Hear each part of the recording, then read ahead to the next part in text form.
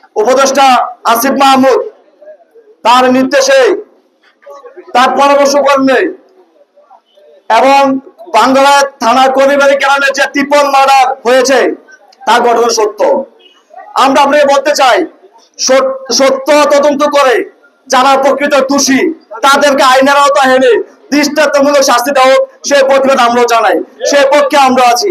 কিন্তু আপনি আপনার ক্ষমতার বলে আমাদের লোকজনকে মিথ্যা মামলায় ষড়যন্ত্র করে মামলায় ঢুকিয়ে আমাদেরকে পূর্ণ করবেন, আমাদেরকে মিথ্যা মামলা দিবেন, তা আমরা বরদাস্ত করবো না।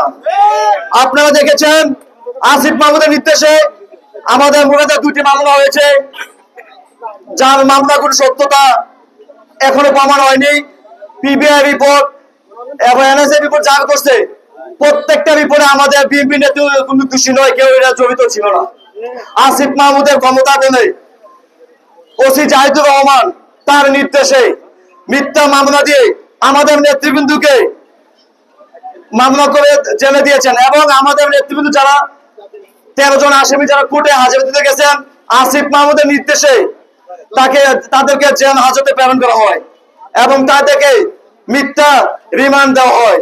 আমি আপনাকে বলতে চাই, অতি বিলম্বে এই মামলা থেকে আমাদের নেতৃবৃন্দকে জামিন দেন, এই মামলা থেকে তাদেরকে মুক্তি নিষ্পত্তি করেন, না হলে আপনার গদি থাকবে না। এবং আমাদের 2 নং আকুপুর ইউনিয়নের সাবেক সভাপতি চেয়ারম্যান সংগ্রামী যুগ্ম আহ্বায়ক শাহানম সরকারকে যে ট্রিপল মার্ডারায় তাকে অভিযুক্ত করা হয়েছে, অবিলম্বে এই মামলা থেকে তাকে নিষ্পত্তি করা হোক এবং চার্জশিট থেকে তার নাম বাতিল দেওয়া হোক, তা না হলে আমরা তীব্র আন্দোলন গড়ে তুলবো। আমি আপনাদের উৎসাহে বলতে চাই, আপনি যে ষড়যন্ত্র এখানে মেতে উঠেছেন তা ঠিক নয়। আমাদের অত্যন্ত শ্রদ্ধাভাজন মুরব্বী এবং নেতা, তাকে অন্যায়ভাবে আসিফ মাহমুদের নেতৃত্বে তাকে অ্যারেস্ট করা হয়েছে। আমরা এটা তীব্র প্রতিবাদ ও নিন্দা জানাই। তাকে অবশ্যই বিনা শর্তে তাকে মুক্তি দিতে হবে। আমরা বলতে চাচ্ছি, এটা আমার কানে আসছে, আমরা নাকি উশৃঙ্খল বক্তব্য রাখি।